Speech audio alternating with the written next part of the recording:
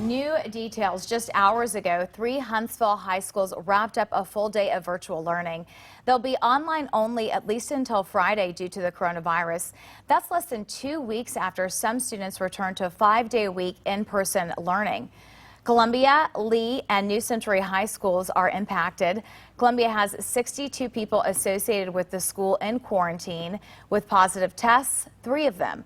Lee and Century share a campus. There are 28 quarantines and 5 positive cases between the two. WAY 31's Bridget Divers learned more about the decision to transition back to remote learning.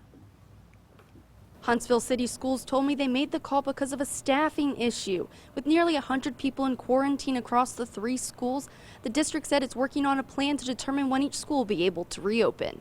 Whenever we take schools into adjustments such as remote learning or a staggered schedule, we're looking at 3 key factors. Those are the number of COVID cases at a school, the number of teachers and staff members in quarantine, as well as the number of students in quarantine. Huntsville City Schools spokesperson Craig Williams told me the district felt that closing Lee, New Century, and Columbia high schools for the rest of the week had to be done to keep students and staff safe. When you have staff members in quarantine, that means it creates voids in terms of student supervision and making sure that people are in the classroom to supervise students. Huntsville City Schools would not provide a breakdown of how many of the 3 schools' nearly 100 quarantines are teachers.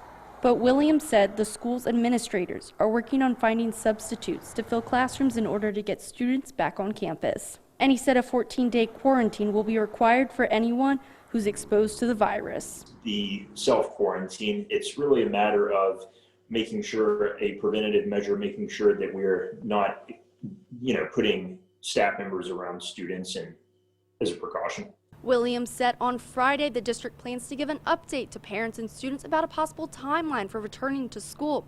He said principals will spend the next 3 days searching for substitute teachers, and at this point it's unclear if schools will be able to return in person next week. In Huntsville, Bridget Divers, WAY 31 News.